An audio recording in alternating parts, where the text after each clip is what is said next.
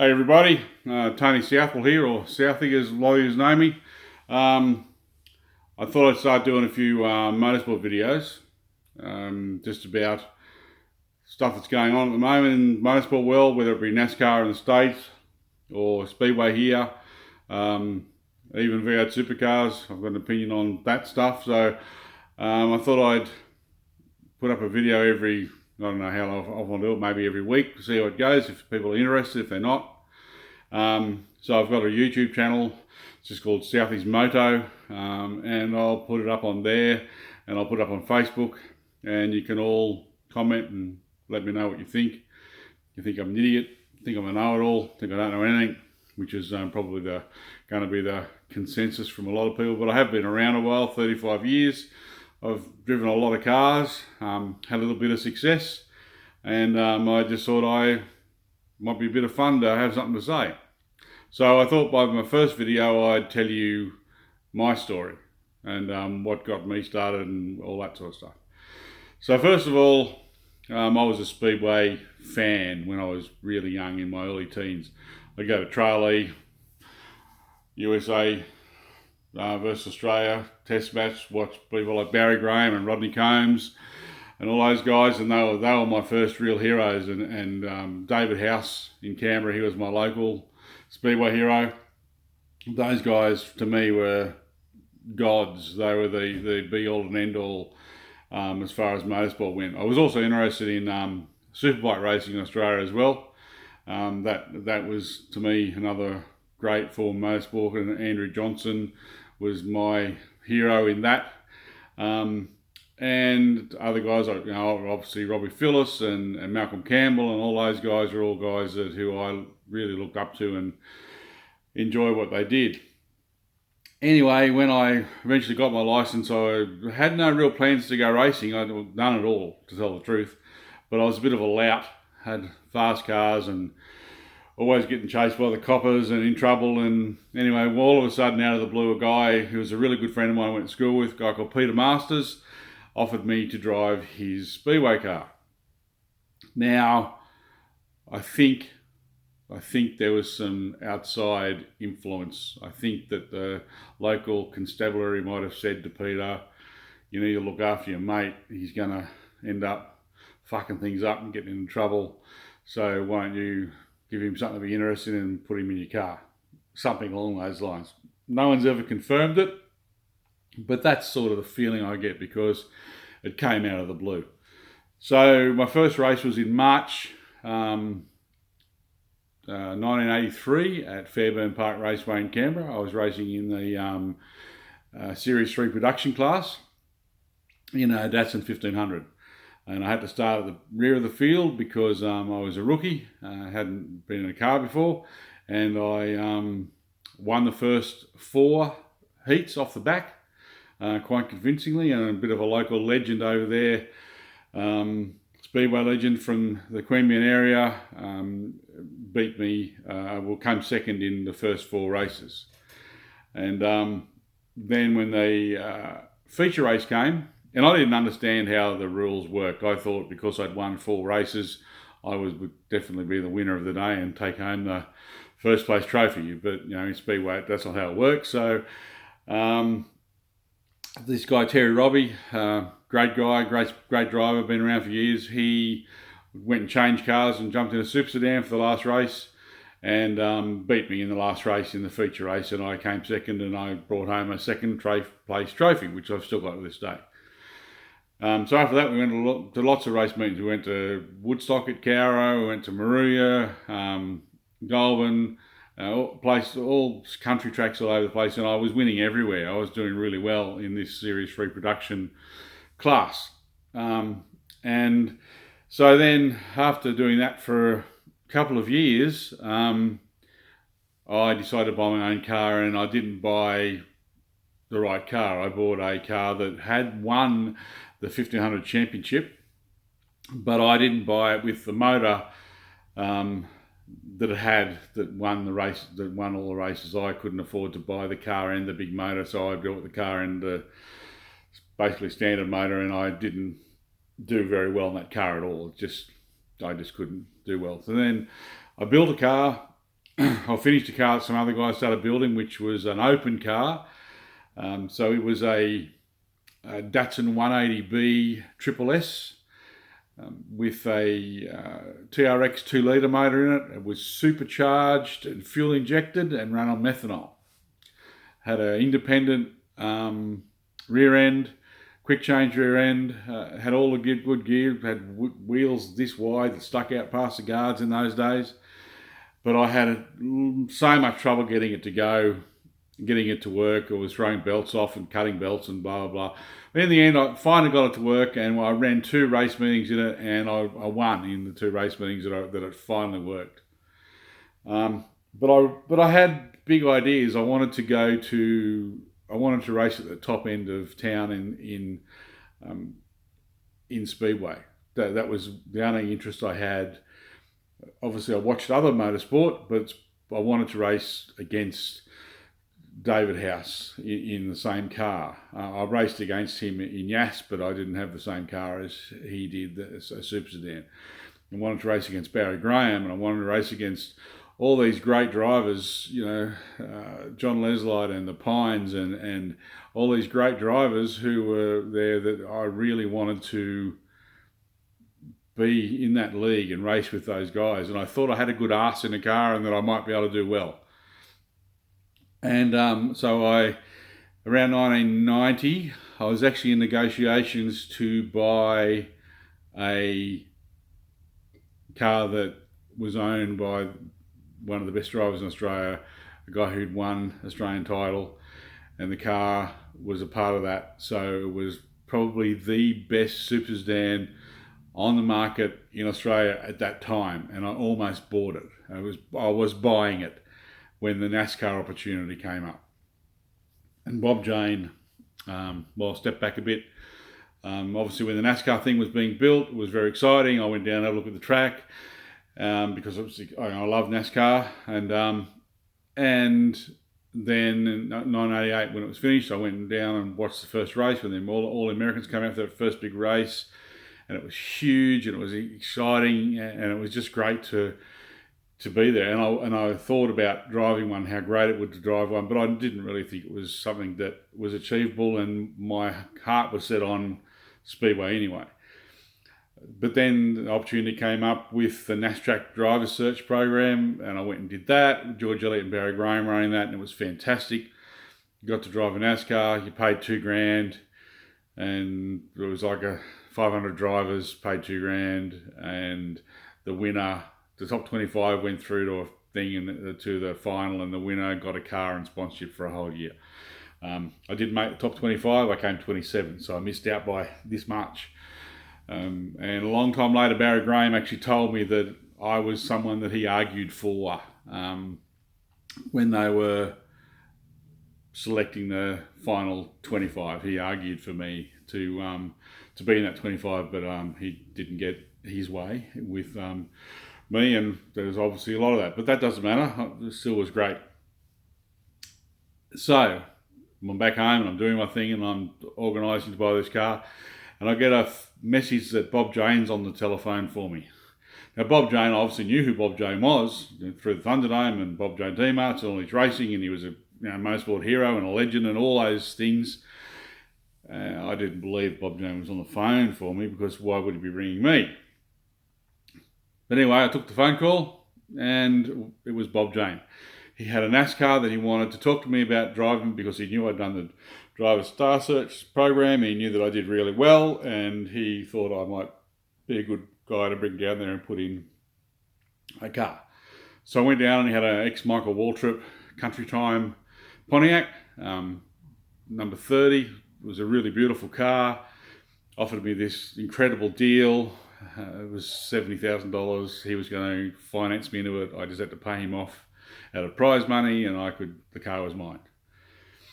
But I was nervous. I didn't want to be in debt to Bob Jane for $70,000, and I expressed that. And then he said, "Well, listen, we've got this big Christmas race coming up. It's $15,000 or $16,500 just to start the race." He said, "Go out there, start the race last, do a lap, pull up. It's called a start and park. He said, pick up your 16.5 grand. There's 16.5 grand knocked off your car straight away. It was really appealing in one way, but it was also really a bit terrifying. 70,000. I mean, I just paid $90,000 for a home, so to think about paying $70,000 for a race car was just, it was out of reach, and I just couldn't imagine how I was going to be able to do it. So I declined the offer. But then there was more pressure from Bob. He wanted me to race, and he gave me a license straight away. So I went down the road of getting a NASCAR and didn't pursue the speedway. Now, I have no regrets, but I missed out. By going to NASCAR, I missed out on what could have been in speedway, because I think I could have been good at it, and I know that's where I wanted to be, and my heart was always I wanted to race dirt, and I wanted to race dirt well. And I actually spent a lot more on the NASCAR I bought than I would have spent on a speedway car. But it was a lot easier to find money to race the NASCAR than it was to find money to race a dirt car. People were more, we had television, it was the biggest show in town, we had 50,000 people crowds, it was all happening. So to find money to, get 5 or 6 grand here and 10 grand here and whatever off people to put their name on the car was pretty simple compared to trying to find, even $5,000 to put on a speedway car. It was, for me, was impossible because I was nobody, but NASCAR sold itself. So I went the NASCAR route instead of the speedway route. And like I said, I don't regret it because I made lots of friends and had so much fun, but I do know that I didn't do what I really wanted to do, and that was race on dirt.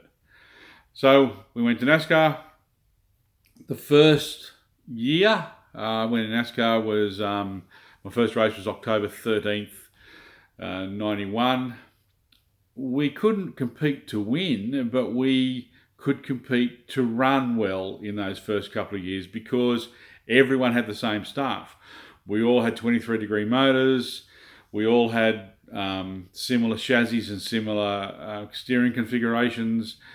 So, mine was a rear steer car, and all the cars in those days are rear steer. Now, that doesn't mean they steer with the back wheels. It just means that the steering components are behind the front cross member, and the front steer, they're in front. So it's different geometry. So having all the same sort of cars, we could run well. And like my very first race, I came 12th in my first race. Picked up a bunch of prize money because prize money was amazing. And I got to race against Barry Graham. I got to race against Rodney Combs, George Elliott, all these guys who I looked up to, especially Barry and Graham and Rodney Combs. I mean, they were my heroes. They were my dirt track speedway heroes, and to race against those guys was just beyond belief. So that first year we did really well. We constantly were up in that top 15 and running good. We went to Adelaide and ran really well. And then the second year was similar. Second year I had the best race of my life, which was in Adelaide. I was actually a lap down, but I ended up behind Rodney Combs, and he was winning the race, and my car came to me towards the end of the race, and his was going away, and I ended up on his bumper, and I pretty much sat on his ass for the last 30 odd laps of the race and pushed him across the start-finish line for him to take the win. And it was really exciting. It was to be sitting on Rodney Combs, American dirt track hero, legend, and sitting on his ass for 30 laps was just sublime. It was the most amazing moment, and still the greatest moment in my racing ever. It's better than any race I ever won. So then things got hard in NASCAR because they went to 18-degree motors, and then they went to these drop snout fronts and the new bodies and all this stuff, and I just couldn't compete. I just couldn't. There was no way I could buy the equipment and the stuff to continue on. So I dropped out for a while. Then my fortunes changed a few years later, and I ended up being in a situation where I got a new car, a really good car that I had been sponsoring. We'd been to Bathurst and won Bathurst with that car, with a V8 supercar guy driving it, and we won the race. And after that, I ended up buying the car, and we went to Calder Park, the Thunderdome, for what was to be the last race on the Thunderdome. No one knew that at that stage. We went out and we started driving it, and I was struggling. I couldn't, even though I had this great car that we knew was fast, I just couldn't get it to work. I just couldn't go fast, because being a speedway guy and always driving, being a left foot braker, that wasn't working. So I went and spoke to Kim Jane, who's a great guy and won more championships in NASCAR than anyone else. He's, really supremo as far as, he had it all worked out. Probably didn't in the early days, but towards at the end he was really fast. And I said to him, "How do you drive these cars?" Because he was the fastest guy. I said, "Do you left foot brake or do you right foot brake? How do you?" And he said, "Oh, I'm a right foot braker." He said, "I take my foot off the gas and then I put it onto the brake pedal and stand on it, then off and so this is really unsettles the car, because you take your foot off the gas and the car comes up. So that's why left foot braking keeps the car on the ground, and it made so it was really unsettling. But I went out and straight away I was screaming fast. So fast, in fact, that after the practice session, Kim Jane came and told me not to ask him for any more help, because I was actually faster than him. What had happened was he told me he came out of turn 2 and saw me going into turn 3, and he said to himself, naturally, there's Tony up there ahead, and he was setting himself up to probably pass me the next lap or the lap after. And he said when he came out of turn 4 and looked down the front straight to turn 1, I wasn't on the track anymore, so he thought I'd pulled in. And he said next lap around, he said he was going into turn 3, and he looked in his mirror and I was coming out of turn 2. So I was actually catching him. So we had a really fast car. We qualified 5th, and which was right up with all the fast guys, George Elliott and Kim and Neville Lance. Can't think who else was up there. Yeah, so all the really quick guys were up the front. And when we went out, because the top 5 got to do a shootout to see who could be on pole, and I really wanted to try and be on pole because I knew how fast our car was. But my engineer, who's no longer with us, he said to me, he had his toolbox and all his gear and loaded in the back of his ute. And I said, "What are you doing?" And he said, "If you go out there and go any faster than you did in qualifying, I won't be here when you come back in." He said, "I've put too much work into this car for you to bin it." He said, "So we're qualifying 5th or I won't be here." And I'm like, "What?" He goes, "No, I'm serious. You go out there and you try and go fast and you qualify any higher than 5th, I won't be here." So I went out there and did what he said and qualified 5th, which was easy because there was only 5 of us and I just had to make sure that I ran the speed I ran before. So I went out there and ran 5th. I don't know whether I would have qualified. I know I could have qualified a lot faster than I went, because I know I had a lot more in me and I'd been a lot faster in practice. So I could have maybe got on pole or on the front row, but who knows. But anyway, he was still there because I really needed him. So I went out, start the race, and I passed a couple of cars, and then I had a car in front of me who was a slow guy, but he'd ended up qualifying well, and I decided to go around the outside of him early in the race. Should have waited, because he had nowhere near the power I had or nowhere near the car I had, and I could have passed him down the back straight, but I tried to pass him going around turn 2, and I lost it and crashed the car all over. Anyway, that was the last race of the Thunderdome, but I proved that I could match it with those guys in pace anyway, and that was it. But then the Power Tour started, and this was a road racing thing throughout Australia, and I kicked ass. We developed the car really well. We turned it into a great road course car. We did everything to it. We had the best brakes. One of the other teams really fast. The guy who owned the team, who really couldn't drive, stick up his ass to save himself, but he had other good drivers in his car. He used to always reckon I was cheating. I had an illegal engine, and blah, but I didn't. I was just driving really well, and we had the car sorted out. And we had pole positions at Oran Park and Queensland Raceway. We won races at Queensland Raceway and Winton and also Oran Park, and then we won the last race ever at Calder Park, which was amazing to win that last race. So we won a bunch of races, got a lot of poles, and had a lot of fun in the end. I've been to America, and I've driven cars at Charlotte and a few other places. I've been around cars. I've had a go at late model racing. Unfortunately, right when I was about to start, Cole Robertson, a great guy, great car, motorsport guy, speedway legend, was helping me into the sport to drive one of his cars, and I got sick right when it was starting.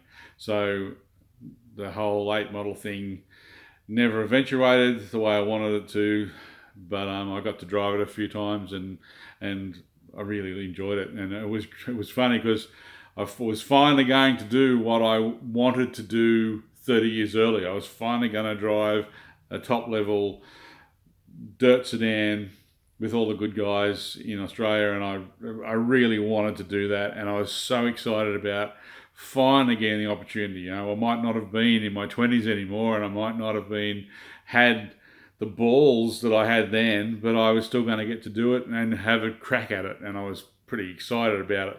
Unfortunately, you never know with your health, and you should never take it for granted. I got really sick, and the late model thing fell over.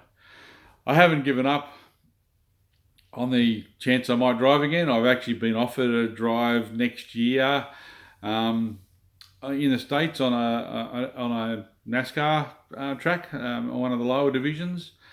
So, you never know. Maybe that'll happen.